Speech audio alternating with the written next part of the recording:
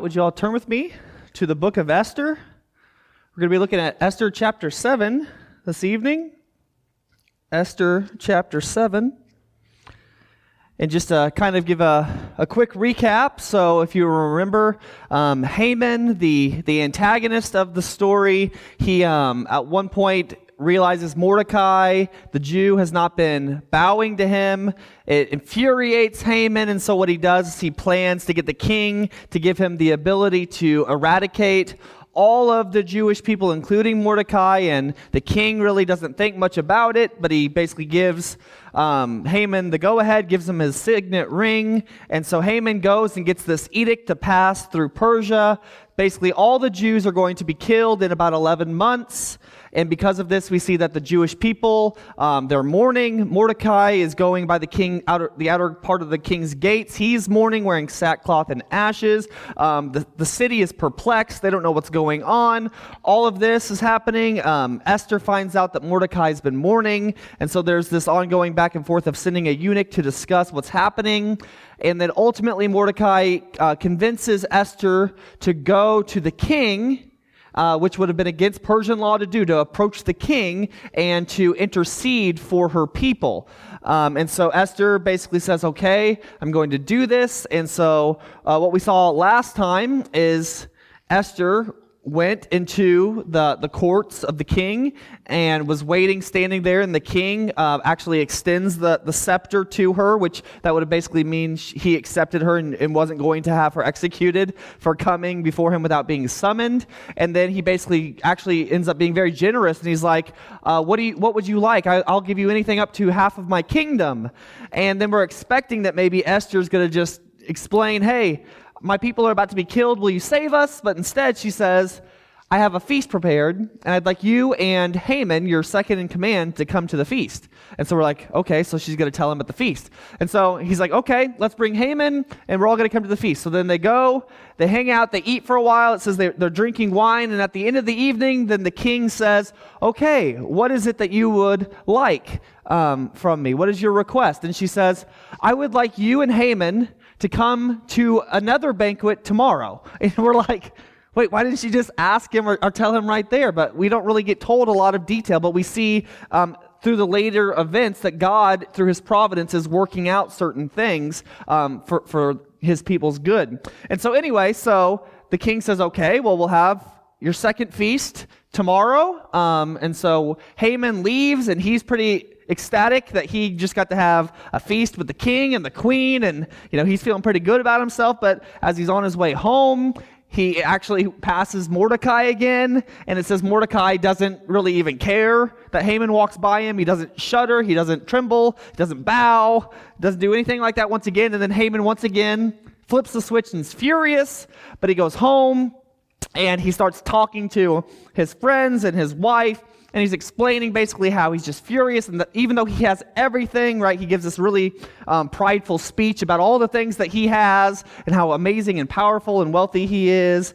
But he says, but I hate that Mordecai basically is still alive. And so what his wife and his friends decide to give him counsel is, well, why don't you go and build a very tall gallows, which probably at this context would have been probably actually like a very long stake, which probably around 75 feet tall, that you can get Mordecai and impale him on it. So basically, let's build this thing, build the gallows, and then go to the king and ask if we can get him killed. And so he's like, yeah, that sounds like a great idea. You go start to do that. And at that same evening, if you will remember, the king is going to sleep before this second feast, the second banquet, and he can't get to sleep. He can't fall asleep, and he's restless. And so he asks for some of his servants to bring in some of the chronicles of the kings, which would have been like some well-prominent events that have happened throughout the history of Persia and their royalty. And it's interesting, the thing that they pull and read to him is where Mordecai, if you will remember, saved him, the king. Saved this king, and then as he's reminded of it, he's like, well, wait, what accommodations or what reward did we give him for that great act of heroism, like of saving me? What did we do for him? And they said, nothing's been done for him. And he's like, what? And so then what he does, he's like, well, I need to go, and this has probably gone through the whole night now, because the next morning it says he's going in and says, who's in my outer courts area? And that's Haman coming in, because Haman was coming to say, hey, I'd like to kill Mordecai. Can I get permission? Well, that's the same time the king goes in and basically uses Haman and seeks his counsel. And so he asks Haman, what would be something good to do for someone that the king would like to honor? So he's wanting Haman's input. Haman thinks it's about him, right? Because if you remember last time, we talked all about his pride, right? And how Haman was so focused on self. And Haman basically gives him this long list of all the things he needs to do to honor the one that the king's wanting to honor, thinking it's about himself. And the king says, awesome, go do that for Mordecai. So then Haman is just mortified by this statement because he hates Mordecai, and so he has to go and parade Mordecai around the city and praise him, basically. And it leads to to Haman just being, it says he has his head sunk. He's actually mourning, it says, as he goes back to his house. And then right as he gets back to his house, he finds his wife basically tells him that basically if you found yourself on the bad end of Mordecai, who's a Jew, that basically means that you're about to fall, because if you're against God's people, something bad's going to happen to you. And right around that same time, it says that the servants come and call for Haman to come to the second banquet. So now you see how it kind of started with Haman being elevated to now where he's upset. He just had to do something really humiliating for himself, and now he's being rushed back to this banquet that's obviously going to lead badly. It's going to end badly for Haman here. So that's where we kind of left off last time, is now he's going back to be at the second feast with the king and the queen after the king has had this revelation about Mordecai and remembering of what he did. So with that, let's read chapter 7, and it's only 10 verses, and then we'll just kind of go from there. It says, so the king and Haman went to dine with Queen Esther.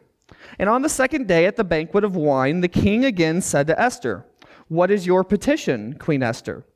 It shall be granted you, and what is your request up to half the kingdom? It shall be done.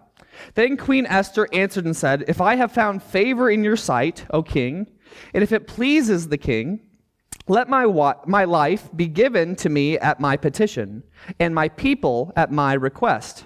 For we have been sold, my people and I, to be destroyed, to be killed, and to be annihilated. Had we been sold as male and female slaves, I would have held my tongue, although the enemy could never compensate for the king's loss. So King Ahasuerus answered and said to Queen Esther, who is he, and where is he, who would dare presume in his heart to do such a thing? And Esther said, the adversary and enemy is the wicked Haman. So Haman was terrified before the king and queen. Then the king arose in his wrath from the banquet of wine and went into the palace garden. But Haman stood before Queen Esther, pleading for his life, for he saw that evil was determined against him by the king. When the king returned from the palace garden to the place of the banquet of wine, Haman had fallen across the couch where Esther was. Then the king said, will he also assault the queen while I am in the house? As the word left the king's mouth, they covered Haman's face. Now Harbona, one of the eunuchs, said to the king, look, the gallows, 50 cubits high, which Haman made for Mordecai, who spoke good on the king's behalf, is standing at the house of Haman. Then the king said, hang him on it. So they hanged Haman on the gallows that he had prepared for Mordecai. Then the king's wrath subsided. So they bring Haman to the second feast, the second banquet, right? And they've spent the evening there, and maybe even thank Haman after being stressed and concerned about what's been going on. Maybe he was starting to actually get comfortable again and thinking, well, at least I'm at this feast with the king and the queen. And it gets to that point again during this feast where the king asks Esther for her request. And now finally we see Esther does make the request to the king, and what she asks for, I'm sure, would be surprising to the king, because he's probably thinking she wants, some luxurious items, maybe some type of building, a palace, clothing, jewelry, something like that probably. But instead of what she asks for, she says, I want my life. She says, I would like my life and my people's life to be spared. And she said, because my life and my people, we've been sold. And in fact, she explains and says that they are to be destroyed, to be killed, and to be annihilated. In verse 4, it says that. And that's actually almost a direct quote of earlier of what the actual decree said. So the king is probably starting to recognize what she's saying, because she's literally using the same words of the decree that was passed already.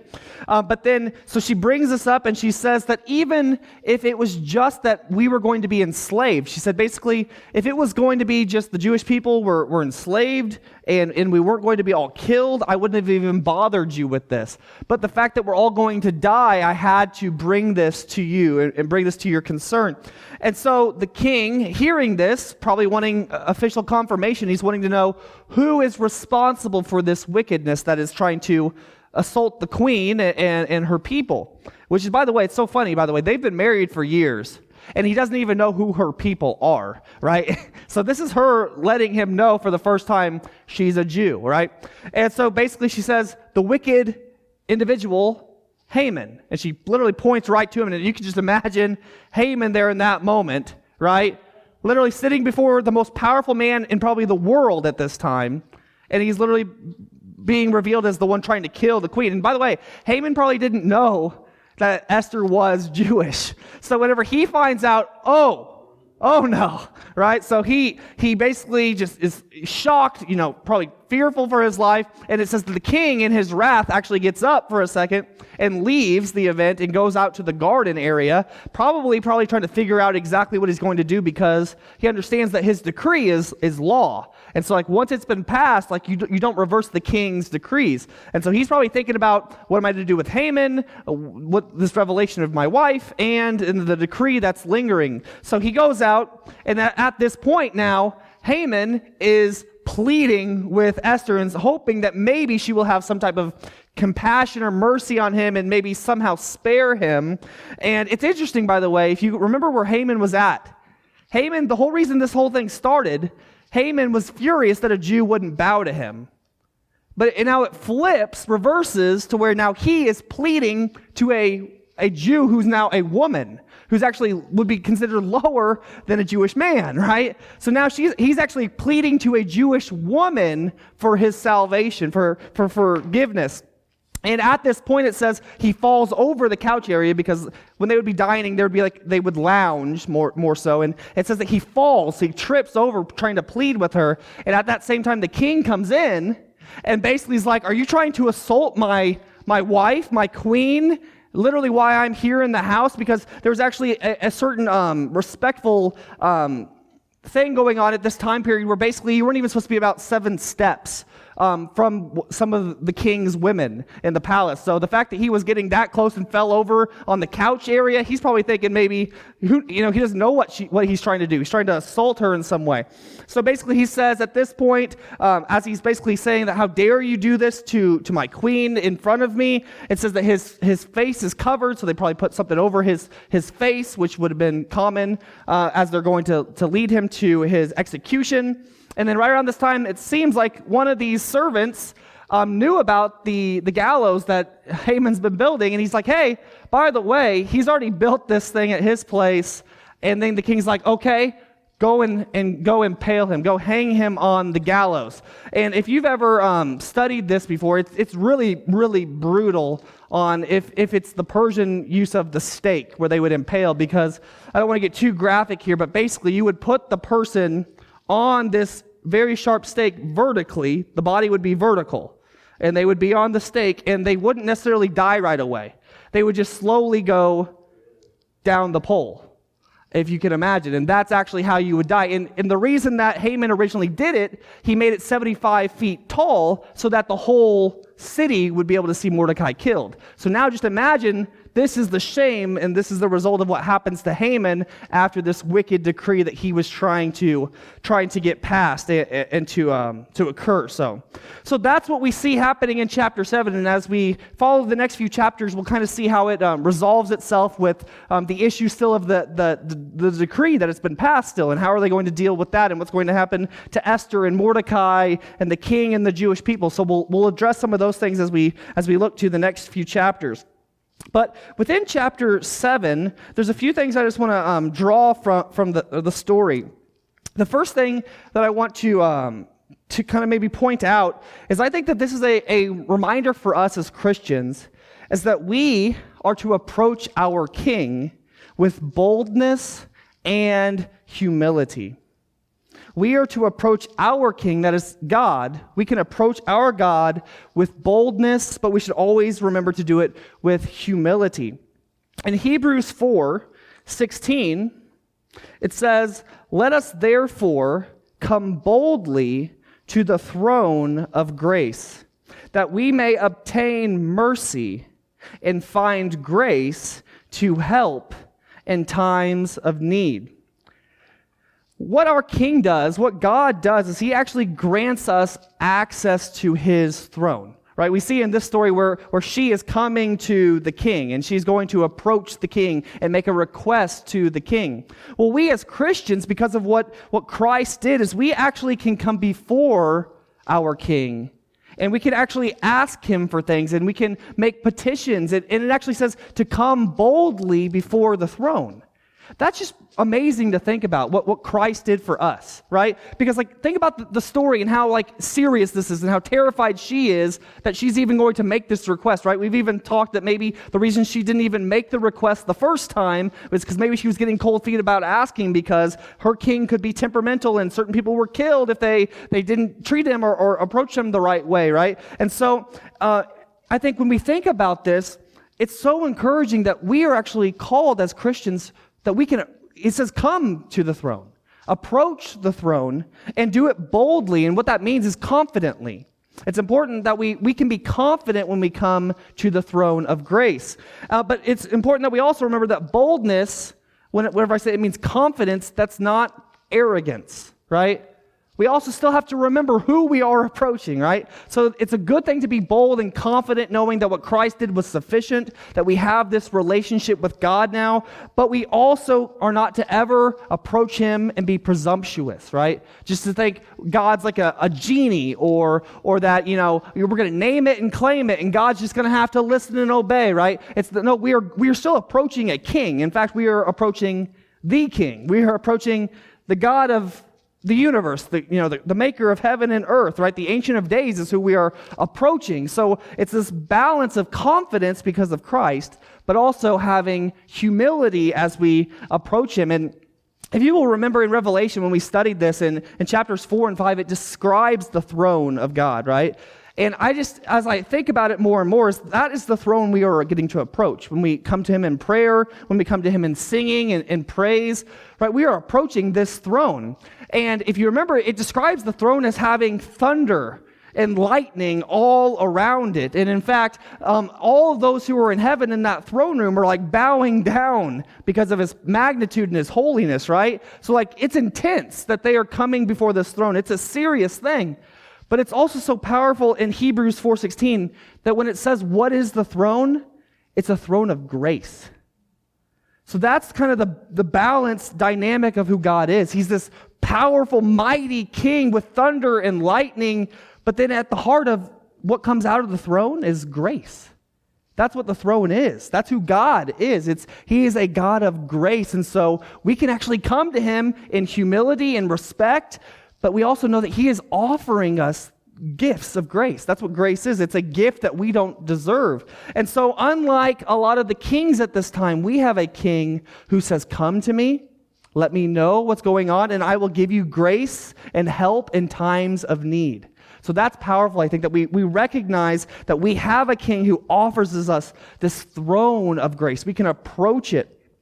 But we are to always do it with boldness and humility. And I bring this up because in verses 3-4, as I said, Esther, we see petitioning her king at the time, her husband, right? She petitions the king, and I think that we see her in verses 3 and 4 doing it both boldly and humbly.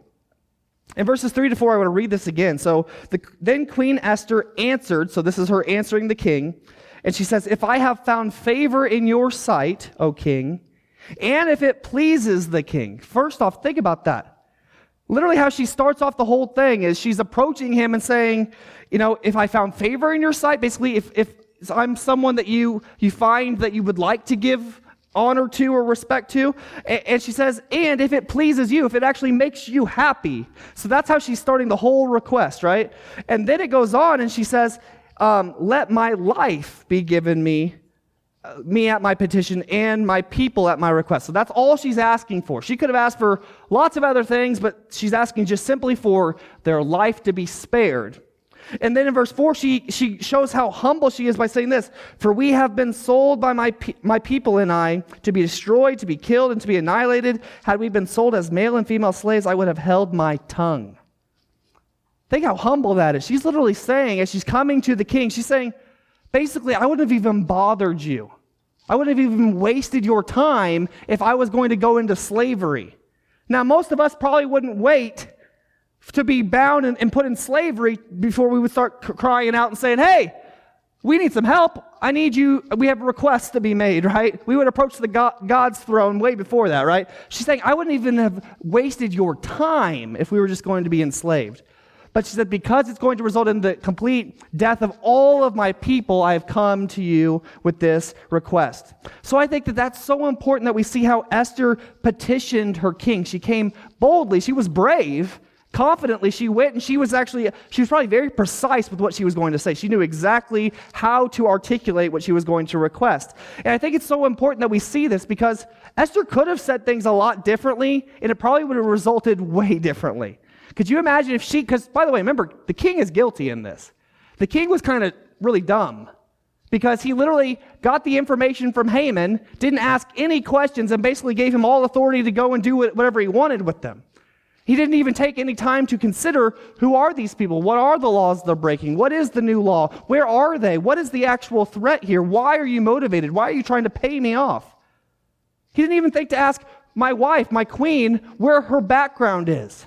He didn't even know his queen was a Jew, right? So the king is not faultless by any means in this, but she doesn't bring up any of that. But imagine if she would have started, hey, you need to save me because you owe me because you're not very smart, and you made this horrible, wicked decree with Haman, and now it's going to kill my people, and you need to spare them, right? And you've already said that you'll give me up to half your kingdom, so I'm requesting it now. You owe me, right? Imagine if she's tried to say it like that. How do you think the story would have ended? They all would have been put on the gallows, right? Everyone's getting killed, right? See, so it's important, I think, that we think about how she approached, not just that she approached, but she approached the king, and she did it with boldness and humility. And I know this is somewhat connected to last time's message where we talked about pride and humility, but I think it's another theme that we continue to see within the book. And I think it's important that we as Christians should not just think about approaching God with humility, but also we should approach all people in all things in humility. There's a quote that I recently read. It says, the more proud you are, the less proud you think you are. I'll read that again. The more proud you are, the less proud you think you are. What that's saying is, basically, you're a really prideful person if you think that you're not a very prideful person, right? So if you're like, well, I don't think I'm that proud, that is evidence that you are someone who is proud. Right? But what we're seeing here, I think, is this message and reminder of humility, right? We see the different paths of Esther and Haman in this story, and I think it's a result of those who are humble versus those who are just consumed with their own hubris. And it's important that we do humble ourselves before our God. Think about this. We don't deserve anything in this world. So many times, especially as Americans, we feel entitled to things. We feel like we deserve it. But here's the thing. Here's just a list of things we don't deserve. We don't deserve to be happy. We think we do. We think we deserve it. We don't deserve to be happy. We don't deserve to get married. We don't deserve to get pregnant. We don't deserve to get a promotion at work. We don't deserve any of these things. The only thing that I can think of that we deserve is the cross. That's what we actually deserve. And when you think then about this, the God of grace, the one who is on the throne, the fact that he has given us anything, and really he gave us everything through Christ, right? He's given us everything. That should humble us.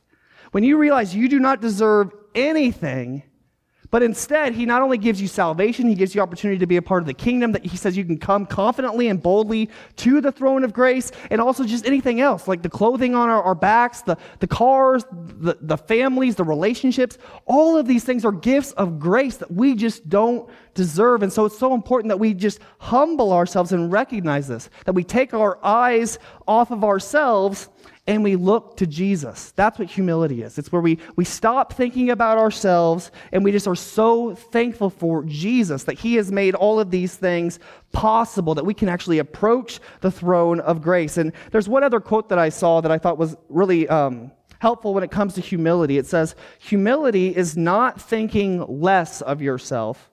It is thinking of yourself less. And I think that's also helpful, is we just need to stop thinking about ourselves so much. It's not thinking, oh, I'm a terrible person, I hate myself. It's not that. It's just stop thinking about what's in it for you all the time. Just say, I want to fix my eyes on Jesus. I want to do whatever Jesus is calling me to. And I think that is how we are to live and relate to our King. We are to approach him with boldness and humility. So that's the first thing. The next thing I want to draw your attention to is I think we also see in this text that our true identity is found in God. Our true identity is found in God. In Genesis 1:26-27, it says, Then God said, Let us make man in our image, according to our likeness. Let them have dominion over the fish of the sea, over the birds of the air, and over the cattle, over all the earth, and over every creeping thing that creeps on the earth. So God created man in his own image. In the image of God, he created him. Male and female, he created them. So obviously, I know many of us know this text. This is just God creating humanity.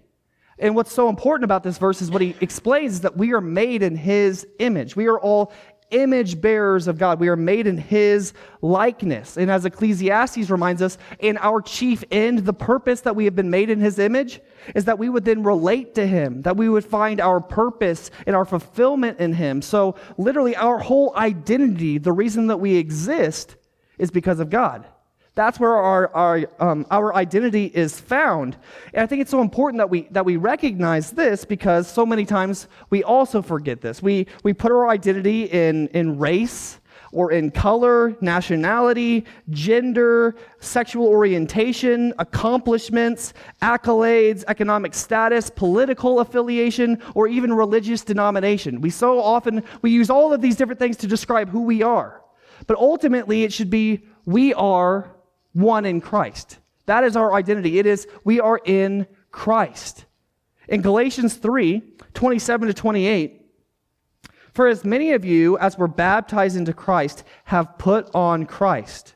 There is neither Jew nor Greek. There is neither slave nor free. There is neither male nor female, for you were all one in Christ Jesus. That is our identity. It's not any of these other things that we so often can get politicized and separated and categorized, or thinking that we, based on our status or what we accomplish in this life, that is who we are. That is our identity. That's not what it is. It's, we are in Christ.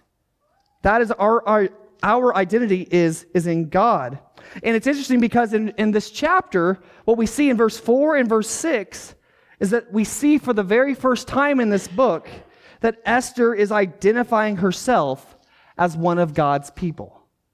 Now, that doesn't mean that she didn't know this before, but this is the first time, because remember, from the very beginning, she's been told, keep your relationship as one of God's people a secret, right? She says, Mordecai said, don't let people know that you are one of God's chosen people. And so this is the very first time in verse 4 where she says, my people, which is the people of God, Yahweh, she says that is the people that are at risk. So she's actually identifying herself as God's people. She is finding her identity here in God, and she's boldly proclaiming it to the king. And I think as we recognize that our identity can be found in God, we also see that there's true safety in our relationship with God. When you find yourself and say that really the most important thing is that I'm God's person, that I'm a part of God's family, you find true safety and refuge. In Exodus 14, it says that the Lord will fight for you, and you shall hold your peace. This is a reminder that when you know that you are in God and God is in you, He will actually fight for you. He will protect you, that you will be able to be still and find peace and refuge in Him. And I think this is exactly what we see starting to happen for Mordecai and Esther, right? Earlier it says that they all started to fast for a period of time and depend on the Lord. And we see here that she's saying, and I am a Jew, I'm a part of these people. Likewise, Mordecai boldly starts to say who he is, that he's a Jew. So we see them recognizing who they are. They are in God's family. And then as soon as they start to do this, we see how God starts reversing all of these bad things. He starts to deliver His people. And I think it's so telling, and I've referenced this just briefly earlier, but in Esther chapter 6, verse 13, listen again to what Haman's wife and his friends say to him. Esther 6, verse 13, it says, when Haman told his wife, Zeresh, and all his friends everything that had happened to him, his wise men and his wife Zeresh said to him, if Mordecai, before whom you have begun to fall, is of Jewish descent, you will not prevail against him, but you will surely fall before him. See, this is them recognizing, as they start to see the events unfold, if he's really a part of God's family, if he's God's people, then you have no chance. And that's what they were starting to see. They even were expressing how they had faith in who Yahweh is and what He was going to do for His people. They're saying, you're going to fall. And if you remember, that's exactly what happens. He literally falls in front of the queen. He's trying to, beg her, and he falls. Right after they say this in chapter 6, this is exactly what happens in chapter 7. So literally the same night that she makes this almost, prophetic statement. And so we see that Haman's wife and friends were warning him of God's people, that they are dangerous when they have God in their camp, when God is with them. But I think that means it all comes down to whether or not we are a child of God. Right? Are you a part of God's family? If so, you know that you have God on your side. You know that you have someone who is your advocate, who is working on your behalf. But the thing is, if you don't have God on your side, then that means you're against Him, right? If you're not for Him, you are against Him. In John 1, verse 12 to 13, this is how we can know. It says, but as many as have received Him, that is Christ, to them He gave the right to become children of God, to those who believe in His name, who were born not of blood, nor of the will of the flesh, nor of the will of man, but of God.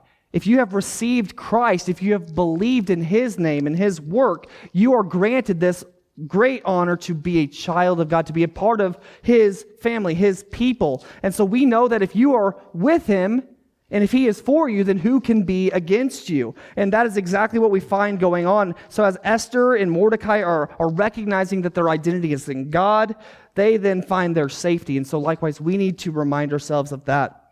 And the final thing that I want to share for this evening is that I think we also see this reminder that we are to be prepared to die, actually. Be prepared to die. In Luke 9:23, Jesus says, if anyone desires to come after me, let him deny himself, take up his cross daily, and follow me. Now that's a verse I'm sure many of us are familiar with. It's this reminder that those who want to chase after Christ, they must deny themselves. They must die to themselves. And this is a daily thing. It's that we are to be prepared to experience death of these things. So that means that our hopes, that means our desires, our plans, even life itself are not things that we are to be grasping onto. They aren't things that we are to be bound to. Rather, we have to make sure that there's nothing in this world that we will not relinquish to God if He calls us to it. We must be prepared to give up anything and everything for Christ, for God. Because in Galatians 2:20, we find that our life is Christ.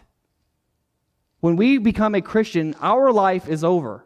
Our life is now Christ. In Galatians 2:20, it says, I have been crucified with Christ. It is no longer I who live, but Christ lives in me.